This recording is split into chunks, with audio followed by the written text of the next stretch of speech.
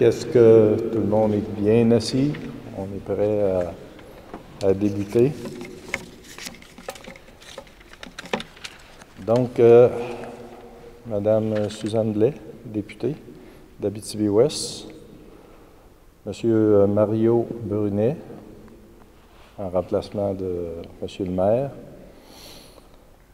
Monsieur Pierre Roch, président d'Assemblée de la fabrique de la paroisse Sainte-Thérèse, Monseigneur Lemay, il me semble que je l'ai vu tantôt. Ah, OK, il est là.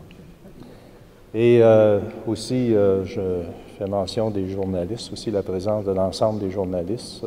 Un gros merci d'être présents. Membres des médias et distingués invités qui sont en virtuel avec nous, bonjour et bienvenue à cette activité de presse présentée par la Fondation Héritage et la fabrique de la paroisse Sainte-Thérèse d'Amos. Je me présente, Ghislain Roy, président de la Fondation. Suite à l'annonce de l'importante contribution du gouvernement du Québec, en mars dernier, nous sommes heureux d'être avec vous aujourd'hui afin de vous présenter le déploiement du projet de réfection. Quelle joie, en effet, nous avons vécu le 15 mars dernier lors de l'annonce de la contribution de 5 millions qui a marqué le pas décisif menant à la concrétisation du projet de réfection de la cathédrale.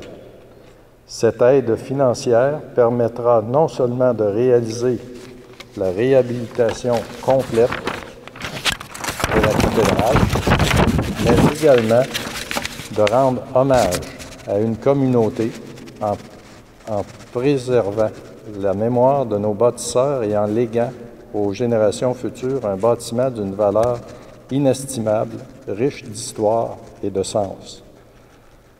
Sans plus tarder, j'inviterai la représentante du gouvernement du Québec, Mme Suzanne Blais, députée d'Abitibi-Ouest, à venir prendre la parole.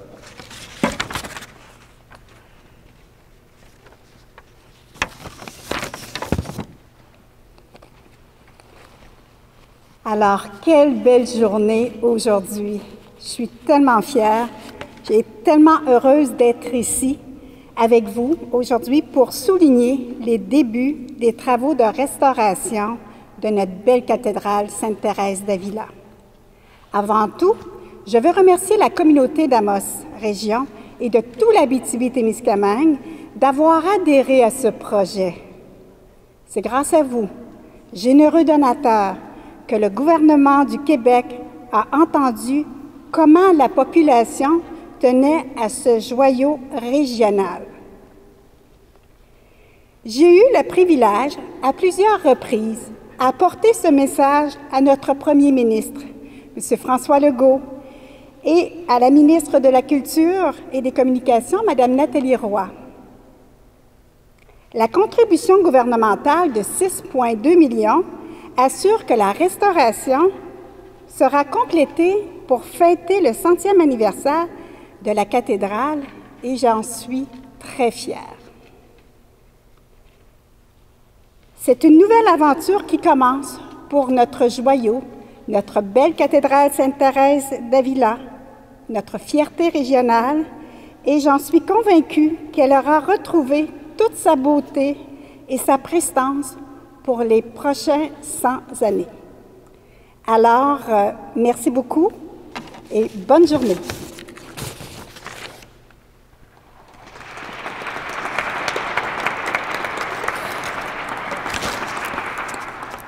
Merci, Mme Blais.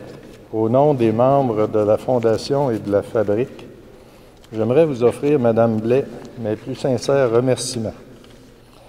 Sachez que nous sommes extrêmement reconnaissants pour l'aide et la collaboration apportées dans ce dossier depuis de nombreuses années. Votre grand dévouement, combiné à votre amour pour notre belle et grande cathédrale, auront fait toute la différence dans ce dossier. Vous pouvez être très fiers de ce que vous avez accompli en étant notre porte-voix auprès du gouvernement du Québec. Votre rapport sera déterminant dans la préservation de notre identité pour les décennies à venir. Merci, Mme Blais. J'inviterai dès maintenant un autre important ambassadeur et partenaire qui rend possible ce projet d'envergure, M. Mario Brunet, en remplacement de M. le maire Sébastien Destou. Et Mario est aussi représentant sur notre conseil d'administration, représentant de la Ville.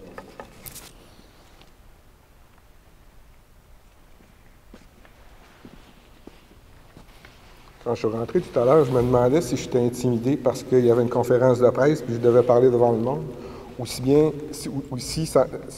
j'étais plutôt impressionné encore par le bâtiment, la majestuosité du bâtiment. Ça me rappelait quand j'étais, j'allais dire petit cul, quand j'étais jeune, effectivement, puis qu'on venait à la messe, bien, effectivement, j'écoutais pas, malheureusement pas toujours M. le curé, mais j'étais toujours impressionné par le bâtiment, les couleurs, les fresques, les vitraux et tout ça.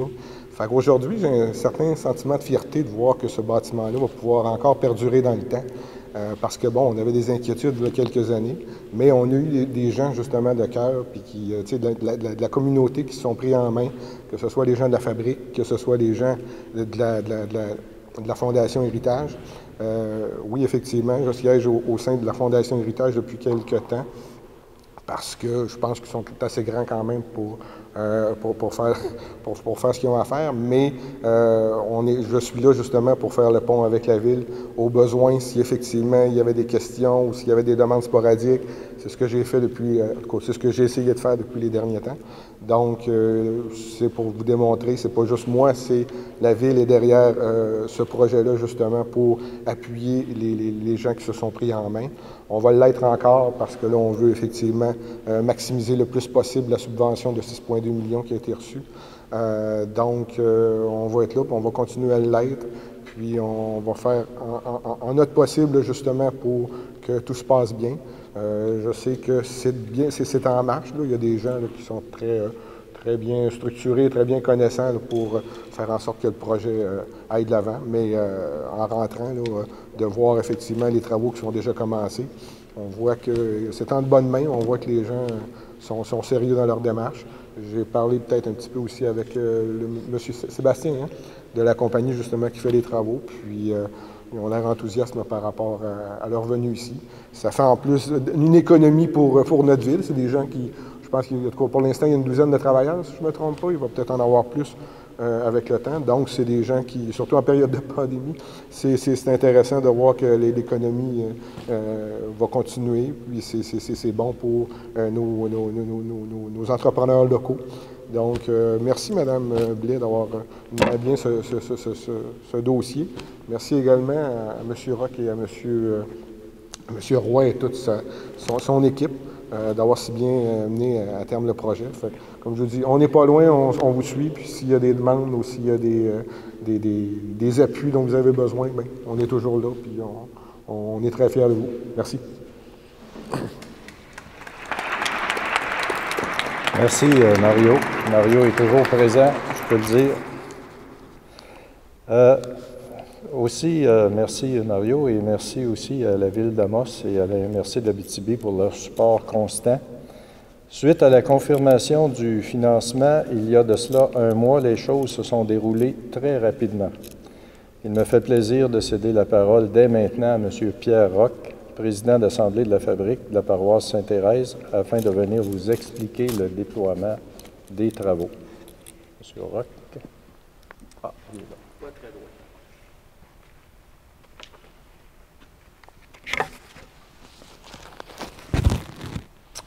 Bonjour à tous. Permettez-moi d'abord de faire un petit retour sur le processus d'appel d'offres. Ainsi, la Fabrique a déposé l'appel d'offres pour le remplacement de l'enveloppe extérieure de la cathédrale sur le système électronique d'appel d'offres du gouvernement, SPEAO, en janvier dernier.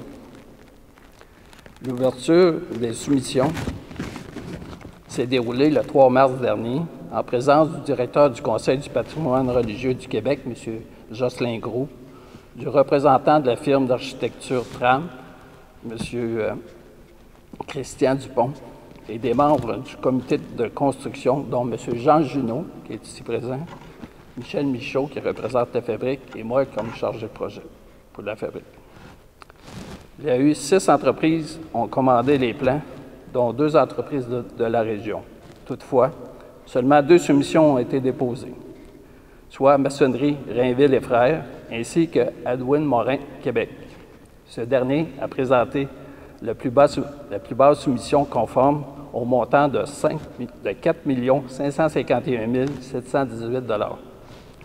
La signature du contrat s'est déroulée le 31 mars dernier, suite à l'ouverture du chantier, suivi de l'ouverture du chantier le 19 avril dernier. Rappelons que l'ensemble des briques et des pierres d'Amos de la cathédrale devront être remplacées. Les travaux débuteront par la façade nord, côté sacristie et chapelle du Sacré-Cœur, jusqu'au mois de novembre prochain. S'en suivra les 3 autres façades avec une fin de projet prévue à l'automne 2022, si tout suit son cours. La réparation du toit de cuivre de la sacristie et de la chapelle du Sacré-Cœur, ainsi que la partie nord du couronnement du dôme, est planifiée pour cette année. Chacune des pierres et des briques seront démantelées pour être remplacées par du sur-mesure dans le but de conserver l'aspect original du bâtiment. L'ensemble des fenêtres seront restaurées. En effet, nous sommes fiers de pouvoir compter sur des entrepreneurs locaux qui participeront au projet, dont Ébénisterie Patrick Larivière de Pressac en tant que sous-traitant qui procédera à la restauration de la fenestration de la cathédrale. En plus de l'enveloppe extérieure, des travaux supplémentaires sont à prévoir puisque l'objectif est d'adresser l'ensemble des problématiques extérieures et intérieures telles que le système d'éclairage du dôme, le système des haut-parleurs, la restauration des infiltrations d'eau en haut du baptistère, comme vous pouvez voir en haut, l'aménagement extérieur des entrées et du pavage, l'isolation de la tuyauterie du système de chauffage, etc. Le but étant de pouvoir livrer une cathédrale neuve pour la commémoration de son 100e anniversaire prévu en 2023. Bonne nouvelle, les célébrations pourront se poursuivre dans la cathédrale durant les travaux. Ainsi, toutes les messes seront maintenues, les mariages, les funérailles pourront être célébrés au courant des travaux, durant toute la durée des travaux. À noter que la cathédrale est ouverte également pour des visites libres en matinée de 9h à midi et via la Maison du tourisme pour des visites guidées. Nous remercions la Ville d'Amos qui aidera financièrement la fabrique afin de maintenir du personnel en place pour les visites et l'achat du matériel pour le respect des directives sanitaires. À noter que la porte d'accès sera dorénavant celle de l'entrée Est, du côté du presbytère. Nous sommes désolés pour les inconvénients que les travaux pourront occasionner dans les mois à venir, notamment une partie du stationnement ouest du côté du CLSC devra être fermée jusqu'à la fin des travaux. Le bruit et la poussière pourraient également nuire, mais sachez que c'est un mal pour un bien, puisque cela indiquera que notre belle cathédrale est enfin en train de subir une cure de rajeunissement. Soyez assurés que nous continuons d'informer la population au fur et à mesure de l'avancement des travaux. Il me fait maintenant plaisir de vous présenter l'entreprise retenue pour effectuer les travaux. Edwin Morin, Québec, est un entrepreneur général de 3e génération, spécialisé dans la restauration de maçonnerie, ancré dans la culture et empreint de respect pour le patrimoine bâti. Edwin Morin a été le maître d'œuvre dans de nombreux projets de réhabilitation, dont la Cour suprême du Canada, le Parlement du Québec et l'Hôtel de Ville de Montréal, pour n'en nommer que quelques-uns. Il me fait plaisir de vous présenter le président d'Edwin Morin, Québec, M. Sébastien Delis-Collier.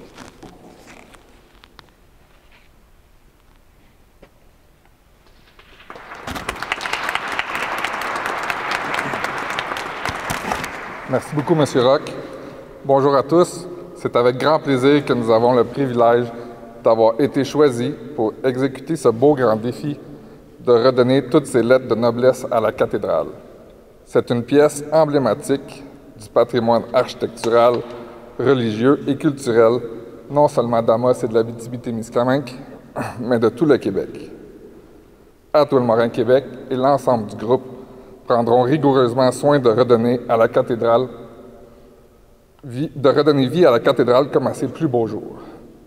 C'est d'ailleurs notre marque de commerce de cultiver un constant souci pour le respect de l'histoire des bâtiments et de la conservation de leur état d'origine.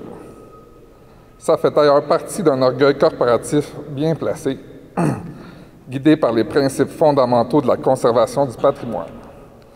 Ce n'est pas pour rien que nous clamons être une entreprise ancrée dans la culture. Tout cet engagement se vérifie dans l'ensemble de travaux majeurs de restauration patrimoniaux que nous avons menés à terme depuis 1969 déjà. C'est avec l'apport de travailleurs de chacune des régions où nous devenons partenaires de la communauté. À cet effet, Atoile-Morin Québec aura la chance de pouvoir employer du personnel de la région d'Abitibi, ainsi que des sous-traitants et fournisseurs du coin tels qu'Ébénisterie Patrick Larivière, ainsi que 2 partenaires de la Fondation, Location Amos et Loutec Location Lauzon. À titre d'exemple, nous pouvons penser aux plus grands sites historiques et immeubles du Québec, de l'Ontario et des Maritimes, tels que plusieurs travaux réalisés au Parlement du Canada et sur la colline parlementaire à Ottawa, à la Bibliothèque Saint-Sulpice de Montréal, au Parlement de Québec, au prestigieux Château Frontenac et à la tour Martello de Carleton au Nouveau-Brunswick. Évidemment, la profession de maçon est l'un des plus vieux métiers du monde. C'est un travail dont Atoile-Morin se fait le gardien. Nous sommes d'ailleurs la seule entreprise à avoir sa propre école de maçonnerie où les plus talentueux candidats sont appelés à y apprivoiser les techniques ancestrales, notamment lors de la taille de pierre, un métier qui, sans cela, risquerait de se perdre dans la nuit des temps. Notre expertise unique, nous la partageons en somme et nous la partagerons aussi avec les travailleurs de la région. Nous vous invitons donc à nous contacter si vous êtes intéressés à faire partie de ce grand défi. En conclusion, nous sommes reconnaissants envers la Fondation Héritage et la Fabrique de la cathédrale de nous avoir confié ce mandat de redonner toute sa splendeur à cet élément signature non seulement de la ville d'Amos, mais de toute la région. Merci beaucoup.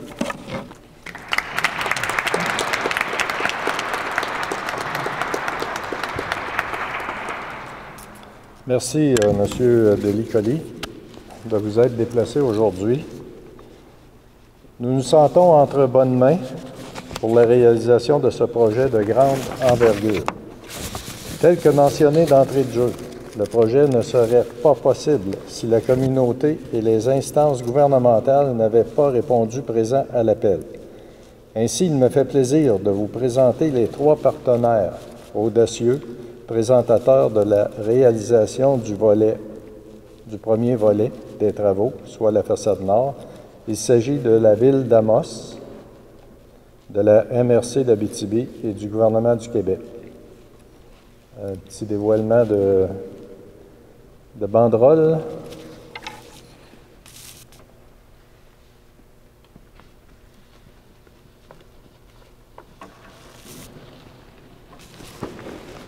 Donc, comme je disais, il s'agit de la ville d'Amos, de la MRC d'Abitibi et du gouvernement du Québec. Avec un bruit de fond des travaux, ça augure bien. Donc, permettez-moi maintenant de prendre quelques instants afin d'amener des précisions quant au financement. Sachez que la récente contribution du gouvernement du Québec est une grande victoire pour l'ensemble du territoire de la région. Par son geste, le gouvernement reconnaît non seulement l'importance capitale du patrimoine bâti et l'urgence d'agir, mais confirme être à l'écoute de la population. N'oubliez pas que c'est en grande partie grâce à l'engagement financier de la communauté que nous avons réussi à obtenir cette somme considérable. Par des engagements en dons et commandites totalisant actuellement plus de 1 885 000 $, le message ne pouvait être plus clair qu'il s'agissait d'un projet porteur et rassembleur pour l'ensemble de la région de l'Abitibi-Témiscamingue. Soyez fiers d'avoir été entendus. Il est aussi important de clarifier que le gouvernement ne paiera pas 100 % des dépenses. En effet, sur chaque dollar de dépenses engagées par la Fabrique, la Fondation se doit de payer la part de la communauté de 20 %.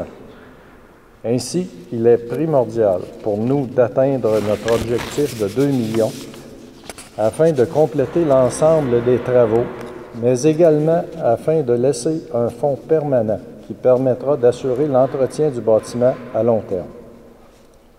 Il me fait donc plaisir de vous dévoiler les nouveaux partenaires de plus de 5 000 $ qui se sont joints à nous dans la dernière année.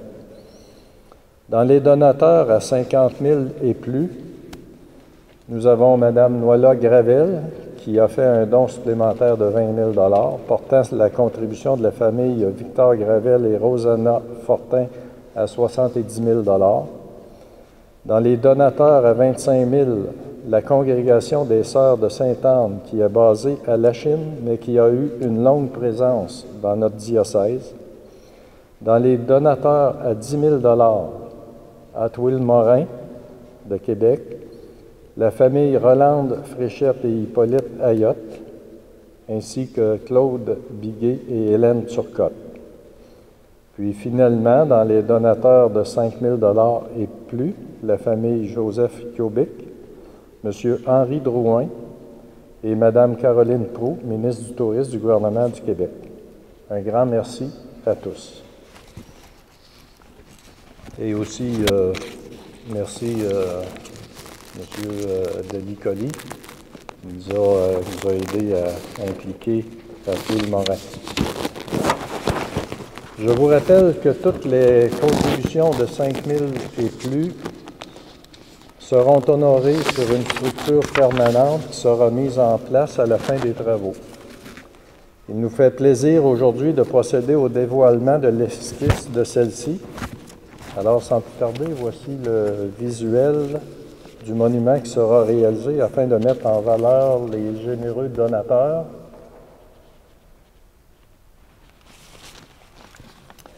Il allait de soi qu'il nous fallait une structure d'envergure, à la hauteur de la campagne de financement réalisée. À l'image de la cathédrale, surdimensionnée et imposante, le monument sera de 17 pieds de long par 12 pieds de haut. Afin d'assurer la pérennité de la structure, celle-ci sera faite d'acier inoxydable et intégrera certains éléments de maçonnerie. La miniaturisation de la cathédrale rappelle l'aspect historique de celle-ci, mais également sa continuité dans le temps de façon contemporaine. Le monument sera 360 degrés sur 2 façades. Son aspect esthétique viendra agrémenter le paysage en continuum avec le parc de la cathédrale. Vous remarquerez un clin d'œil aux différents éléments caractérisant notre territoire, dont le Vieux Palais, le pont de fer, le refuge Pajot. Puis la structure sera installée sur le terrain de la Fabrique à l'emplacement actuel du tableau d'honneur. Ce monument imposant sera réalisé par la ferblanterie Hélène Bertrand en collaboration avec la maçonnerie Amos et en partenariat avec Techno Pieux et Béton Intégral.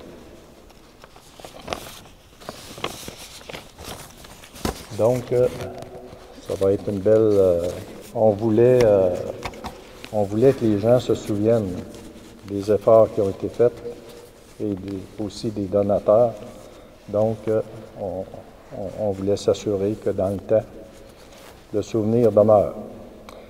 Il n'est pas trop tard si vous avez envie d'immortaliser votre famille sur la structure. Vous pouvez vous regrouper afin de faire un don familial Par exemple, pour une famille de 5 personnes, un don de 5 000 sur une période de 5 ans représente une contribution d'environ 135 $ par enfant par année, une fois les déductions fiscales enlevées. Il s'agit donc d'une opportunité très accessible et qui nous permettra d'atteindre notre objectif de campagne de 2 millions. Donc, la façon de faire un don, en vous présentant directement au presbytère de la cathédrale ou via le site internet www.macathédrale.com. Donc, c'est ainsi que se termine la conférence de presse d'aujourd'hui. Nous serons disponibles pour des questions et entrevues. Merci aux médias de vous être déplacés aujourd'hui et merci à tous ceux qui sont avec nous via la présentation virtuelle sur la page Facebook de la Fondation. Bonne journée. Une mention spéciale aussi, Marc-Antoine, l'organisateur au niveau de la technique et tout ça est rendu possible grâce à Marc-Antoine et aussi notre coordonnatrice. Un gros merci, André, qui fait du très bon travail pour la Fondation et pour la fabrique. Merci. Bonne journée.